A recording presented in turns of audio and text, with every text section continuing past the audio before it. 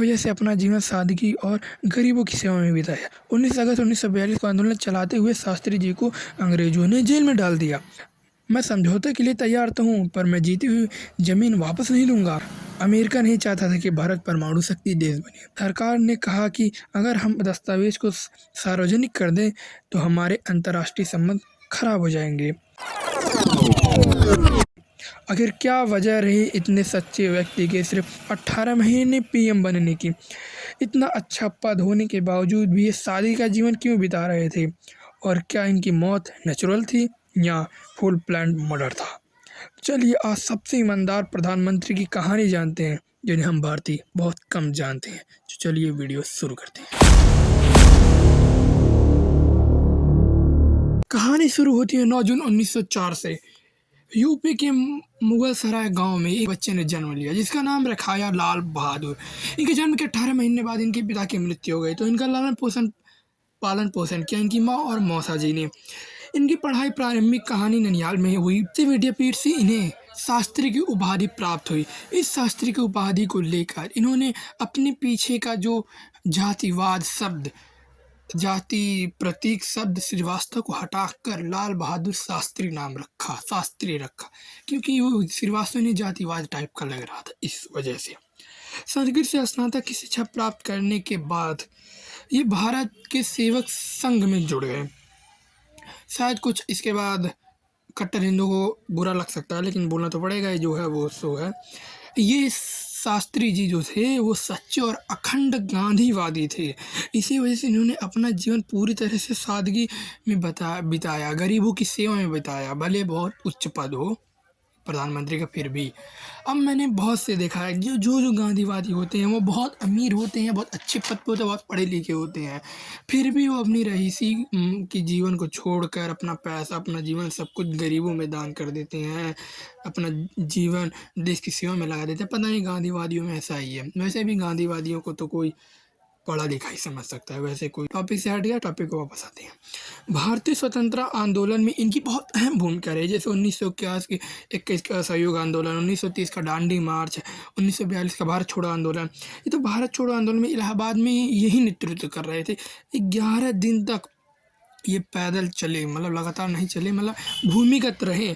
और 19 अगस्त 1942 को इनको अंग्रेज़ों ने इस ऐसा रूप देखकर, मतलब कि आंदोलन टाइप का देखकर इन्हें जेल में डाल दिया, गिरफ्तार कर लिया। शास्त्री जी के राजनीतिक मार्गदर्शक में गांधी जी थे, पुरुषोत्तम दास जी थे, गोविंद वल्लभ पंत जी थे और नेहरू जी थे। इलाहाबाद में रहते हुए इनकी निकटता नेहरू जी से बढ़ती गई और इन्होंने नेहरू जी से बहुत कुछ सीखा। बाद में नेहरू जी ने इन्हें भारत का 5वां क्या बना दिया, गृह मंत्री बना दिया, होम मिनिस्टर। उसके बाद 1964 में ये जब नेहरू जी चले गए तो ये प्रधानमंत्री बने।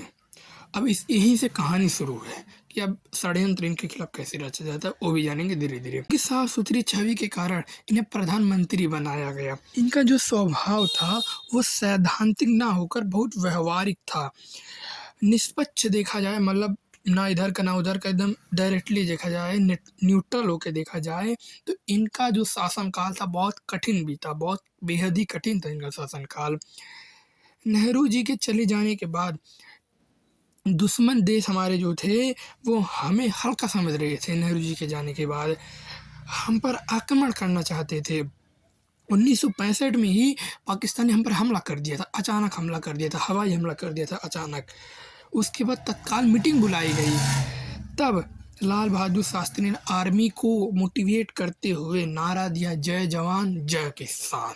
तब इंडियन आर्मी पाकिस्तान पर हावी होने लगी और तभी अमेरिका जो था वो पाकिस्तान का जब साथ दे रहा था। जब हम लोग हावी पड़ने लगे, पाकिस्तान पे हराने लगे, तो वो लोग अपना अमेरिका वाले पाकिस्तान से अपनी सेना को हटाने लगे।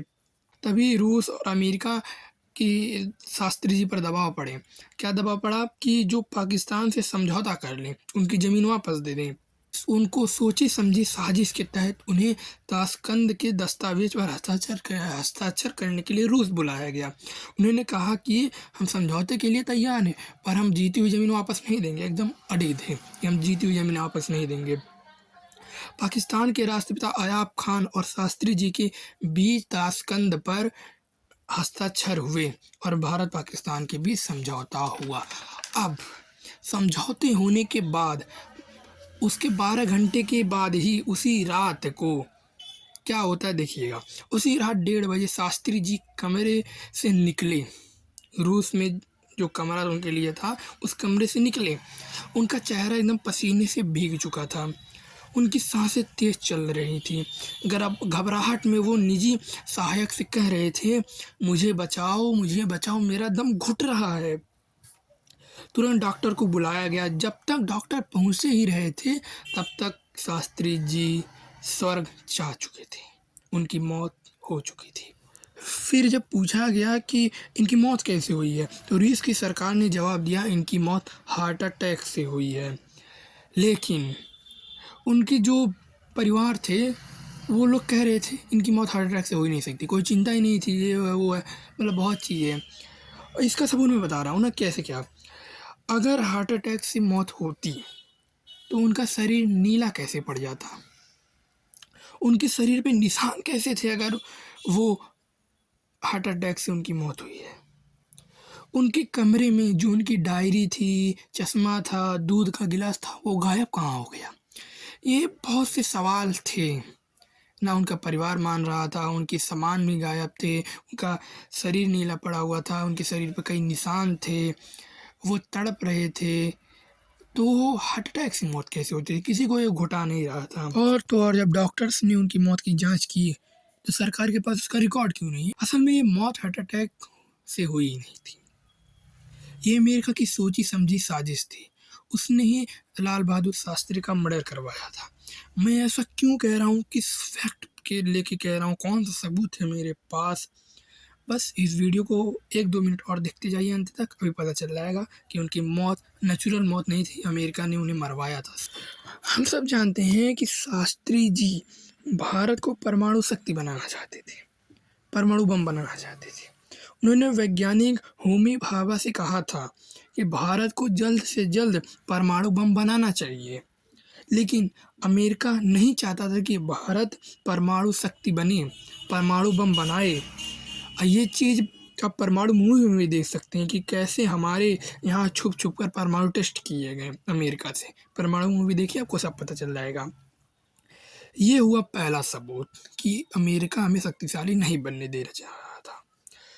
दूसरा सबूत देखते हैं। अमेरिका ही एक ऐसा देश था जो हमारे खिलाफ लड़ाई में पाकिस्तान का साथ दे रहा था और उसी ने शास्त्री जी पर समझौते का दबाव बनाने के लिए रूस बुलवाया था।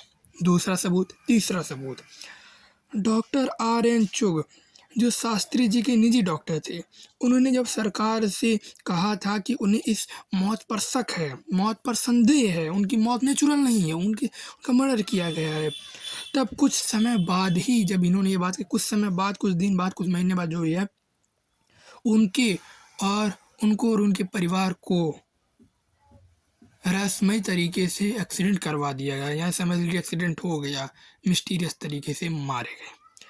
तीसरा सबूत है। चौथा सबूत, जॉन मोहम्मद जो शास्त्री जी के, लाल बहादुर शास्त्री जी के वो कुक थे। कुक मतलब बोलते हैं, आप समझ सकते हैं, जो खाना वाना बनाते हैं, वही जिसने शास्त्री जी को आखिरी बार खाना खिलाया था, खाना दिया था, वो भी रहस्यमय तरीके से गायब हो गया, मौत हो गई उसकी रहस्यमय तरीके से, उसकी भी। कुल 4 सबूत। अब पांचवा और सबसे अहम सबूत, जब उनकी मौत पर CIA की जांच हुई तो CIA के एजेंट जिसका नाम रॉबर्ट क्रॉली था, उन्होंने दावा किया कि अमेरिका ने भारत के नेताओं को मारने के लिए हार्ट अटैक पिल यानी दिल का दौरा लाने वाली दवाई बनाई गई, हार्ट अटैक को लाने वाली दवाई बनाई गई। और ये तो 1965 की बात जब CIA जांच किया था।